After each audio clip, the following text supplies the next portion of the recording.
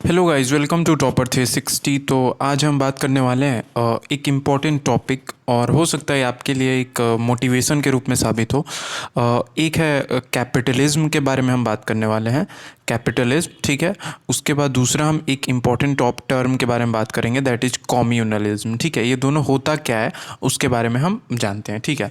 तो सबसे पहले मैं आपको ये बताता हूँ कि कम्युनलिज्म होता क्या है, ठीक है। कम्युनलिज्म, देखिए कम्युनलिज्म के अगर हम बारे में बात करें तो सबसे पहला जो नाम आता है वो है कार्ल मार्क्स का, जिसका कि मैंने इमेज भी यहाँ पे लगाया हुआ है, कार्ल मार्क्स का, ठीक है।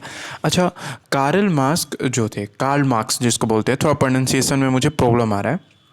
देखिए, ये एक जर्मन फिलोसोफर थे और इन्हीं को फादर ऑफ कम्युनलिज्म कहा जाता है। तो सबसे पहले अगर आपसे ये पूछा जाए कि कम्युनलिज्म है क्या, कम्युनलिज्म का रियल मीनिंग क्या होता है, तो देखिए कम्युनलिज्म का मीनिंग ये होता है कि आपको मतलब सारे लोगों में इक्वलिटी हो। मतलब सिंपल अगर मैं बोलूँ तो एक इक्वलिटी हो, मतलब इनके अनुसार से एक ऐसी दुनिया होनी चाहिए थी जिसमें हर कोई इक्वल हो, सबके पास इक्वल राइट हो, सबके पास इक्वल प्रॉपर्टी हो, मतलब इक्वल संपत्ति भी हो, हर चीज़ इक्वल हो। मतलब अगर मान लो कि आप कोई काम कर रहे हो, ठीक है, आपके पास मतलब एबिलिटी है 2 घंटे काम करने की, ठीक है। तो इनके अनुसार से ये था कि उसको भी उतना ही फैसिलिटी मिलना चाहिए जितना कि कोई बंदा का कैपेबिलिटी 5 आवर का है। मतलब ये इक्वलिटी में बिलीव करते थे कार्ल मार्क्स, ठीक है। ये चीज़ तो इनका एक कॉन्सेप्ट था। इसके बारे में और से बहुत सारे कॉन्सेप्ट्स हैं। मतलब आप ऐसे कभी कभी सोचते होगे एक इमेजिनेशन वाला दुनिया की, काश एक ऐसा दुनिया होता जहाँ पे कोई लड़ाई झगड़ा ना होता, ठीक है, कोई मतलब वायलेंस ना हो। उसके बाद दूसरा टर्म के बारे में बात करें, वहाँ पे इक्वलिटी हो, सब कोई मतलब पीस में रहे, वहाँ पे पैसों की मतलब मनी की कोई वैल्यू ना हो। ये चीज़ जो थी कार्ल मार्क्स बताती है। तीसरा फैक्ट ये है कि मतलब वहाँ पे कोई मतलब पावर ना हो, पावर मतलब लोगों के हाथ में हो, मतलब एक मतलब जिसे आप बोल सकते हो ना आइडियल दुनिया, आइडियल दुनिया जिसके इमेजिनेशन हम सब करते हैं, बट ये वैलिड नहीं हो पाता है क्योंकि इसके कुछ ड्रॉबैक्स है कम्युनलिज्म के। अभी आप कम्युनलिज्म का मेन कॉन्सेप्ट समझ गए, ठीक है। अब हम बात करते हैं इसके ड्रॉबैक, जिसके कारण से ये वर्ल्ड में इम्प्लीमेंट नहीं हो पाता है। इसका ड्रॉबैक ये है कि देखिए, अगर कोई बंदा अगर 5 आवर वर्क कर रहा है और कोई बंदा 10 आवर वर्क कर रहा है, ठीक है, तो दोनों को इक्वल कैसे ट्रीट किया जा सकता है, पहला चीज़। अच्छा, किसी के पास अगर शार्प माइंड है, मतलब ठीक है, और किसी के पास अगर वीक माइंड है, तो दोनों इक्वल फिर कैसे हो सकता है, क्योंकि ये तो ज़्यादा इफ़िशिएंसी देने का कैपेबिलिटी रखता है, समझ रहे हो ना, शार्प वाला।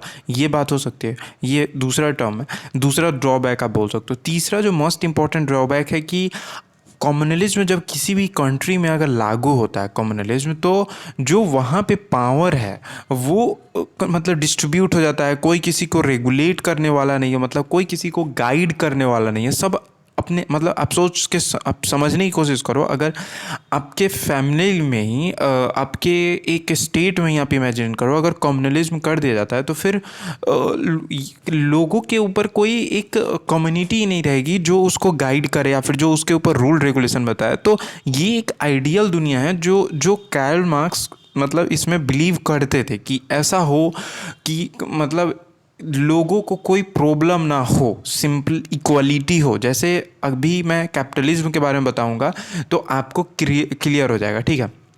अब चलिए, ये ड्रॉबैक में हमने देख लिया, कम्युनलिज्म का कॉन्सेप्ट भी देख लिया। अब हम कैपिटलिज्म के बारे में बात करते हैं। देखिए, अगर आप कैपिटलिज्म के बारे में बात करते हो तो कैपिटलिज्म एक बिल्कुल ही डिफरेंट कॉन्सेप्ट है कम्युनलिज्म से, ठीक है। इसके फादर जो होते हैं वो एडम स्मिथ होते हैं, ठीक है।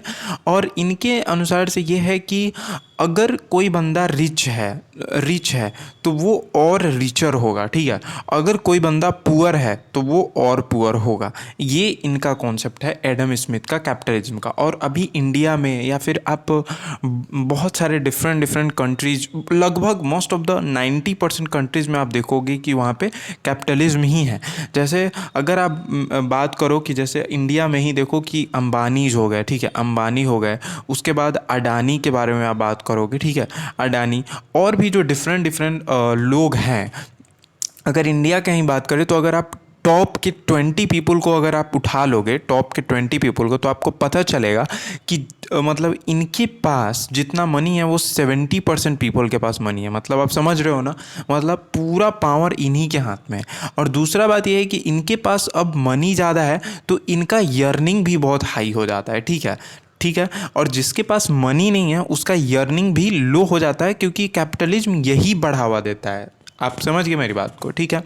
अच्छा, ये इसलिए रखा गया था कैपिटलिज्म कि हम बात करते कैपिटलिज्म ये आखिर इम्प्लीमेंट क्यों हुआ वर्ल्ड में। इसलिए क्योंकि ये बोलता था कि अगर कोई बंदा ज़्यादा मेहनत कर रहा है तो उसको ज़्यादा आउटपुट मिलना चाहिए, अगर किसी का माइंड शार्प है तो उसको ज़्यादा आउटपुट मिलना चाहिए। यही कैपिटलिज्म का मेन कॉन्सेप्ट था। तो इसके बारे में क्या हुआ कि ये जब इम्प्लीमेंट हुआ तो यूएस में बहुत सारी कंपनी जो थी वो, जैसे एक एग्जांपल लेते हैं, हिस्ट्री में आपने पढ़ा होगा, फॉर एग्जांपल मैं बता रहा हूँ कि जो मतलब बर्तन बनवाती थी कंपनी, या फिर आप किसी का भी एग्जांपल ले सकते हो, तो दो जैसे कंपनी है, एक ये ए कंपनी है और बी कंपनी है, तो इन दोनों में काफ़ी कंपटीशन होता था कि मैं अच्छा बनाता हूँ। और कैपिटलिज्म यही कहता भी है कि अगर दो कंपटीटर होंगे तो दोनों अपने आप को बेहतर करने की कोशिश करेंगे और इससे डेवलपमेंट होगा, चाहे कंट्री लेवल पे चाहे प्रोडक्ट लेवल पे, ठीक है। बट अब हम इसके ड्रॉबैक के बारे में आ जाते हैं, जो कैपिटलिज्म का बहुत बड़ा ड्रॉबैक है, जो इसको बैकवर्ड करती है। बट स्टिल कैपिटलिज्म ही अभी रन कर रहा है बहुत सारे देशों में, हमारे इंडिया में भी। देखिए, इसका सबसे बड़ा ड्रॉबैक क्या है कि जब कंपनी, जैसे यूएस में बहुत सारी कंपनी जो थी वो आपस में कंपटीशन कर रही थी। जैसे मान लो एक कंपनी ए है, एक कंपनी बी है, और मान लेते हैं एक कंपनी सी है, ये आपस में लड़ रही थी। तो एक दिन क्या हुआ कि ये कंपनी ए का जो हेड था वो उसने डिनर पे बुलाया इस बी को भी और सी को भी, ठीक है, सी को भी। ये तीनों डिनर पे बैठे और इन्होंने डिस्कशन किया कि यार हम लोग आपस में क्यों लड़ रहे हैं और इसका फ़ायदा लोगों को मिल रहा है। ऐसा करते हैं कि हम तीनों आपस में यूनिटी कर लेते हैं और लोगों को जितना प्राइस है उतना फिक्स करते हैं, ठीक है। और यहीं से स्टार्ट हुआ ये कैपिटलिज्म का सबसे बड़ा ड्रॉबैक था। इसके बारे में एडम स्मिथ ने अपने कार्ल मार्क्स ने अपने बुक में भी लिखा हुआ है इस कैपिटलिज्म के बारे में। अभी आप देखो, मतलब कहीं पे भी आप एग्जांपल लोगे तो जो जैसे बिजनेसमैन की कम्युनिटी होती है तो उसमें एक यूनिटी होती है। अगर कोई भी प्रोडक्ट बेच रहा है, आप जाते होगे वेजिटेबल्स लेने, ठीक है, तो हम बहुत ही ग्राउंड लेवल पे एग्जांपल ले रहे हैं, तो वहाँ पे एक यूनिटी होती है। ऐसा नहीं है कि आपस में कंपटीशन होता है। वो लोग का एक हेड होता है मार्केट में जो फिक्स करता है कि जैसे ओनियन ही है तो ओनियन का कितना प्राइस होना चाहिए, तो वो लोग आपस में रहते हैं, वही लोग हेड रहते हैं और वही लोग फिक्स कर लेते हैं कि हाँ भाई आज मान लेते हैं 30 रुपये पर केजी से नीचे नहीं देना है हम लोगों को किसी को।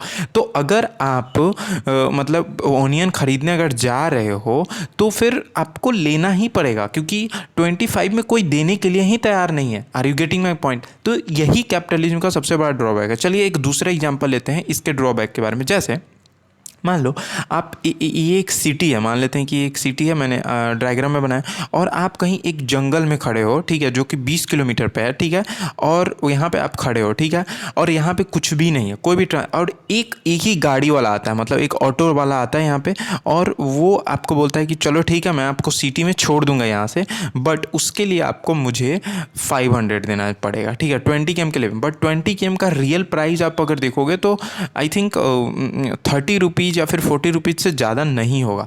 तो यहाँ पे उसने कितने चार्ज किए? 500 चार्ज किए।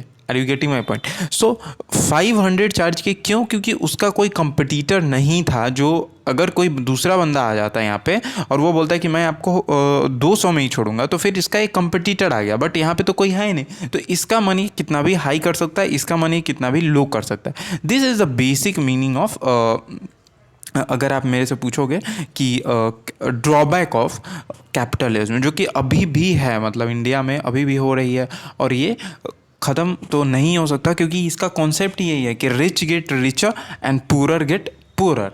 अगर आपके पास कैपिटल है तो आप और भी कैपिटल बना सकते हो, ठीक है, बट अगर आपके पास कैपिटल नहीं है तो आप कैपिटल बना ही नहीं सकते हो। देखो दो केसेस होंगे, जैसे यहाँ पे भी दो केसेस क्रिएट होते हैं।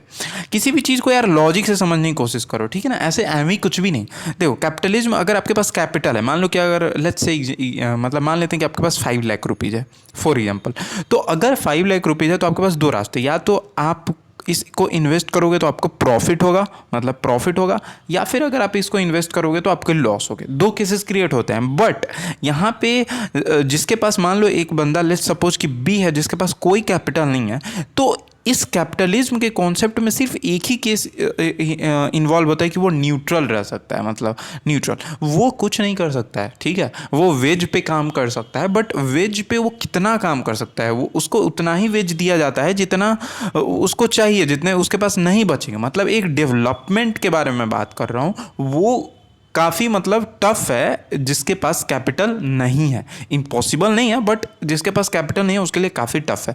तो यही कॉन्सेप्ट है कम्युनलिज्म का और कैपिटलिज्म का। मैं भी डिफरेंट चीज़ों को स्टडी करते रहता हूँ, तो मैंने अभी हाल ही में इस दोनों कॉन्सेप्ट को काफ़ी अच्छी तरह से पढ़ा है। इसके ऊपर काफ़ी वेब सीरीज़ भी देखी है। जैसे कि अगर आप देखना चाहते हो कम्युनलिज्म के बेटर कॉन्सेप्ट को, तो एक मूवी बनाई गई थी सिंडर लिस्ट मैं आपको रिकमेंड करता हूँ। ये मूवी आप देखो, ये वर्ल्ड के टॉप 10 मूवीज़ में इसको आज भी गिना जाता है। ये काफ़ी पुरानी मूवी है, बट इसमें आपको ये दिखाया गया है कि कम्युनलिज्म की क्या ड्रॉबैक हो सकते हैं और ये कैसे वर्क करता है और इसका कैसे आप फ़ायदा भी उठा सकते हो, ठीक है।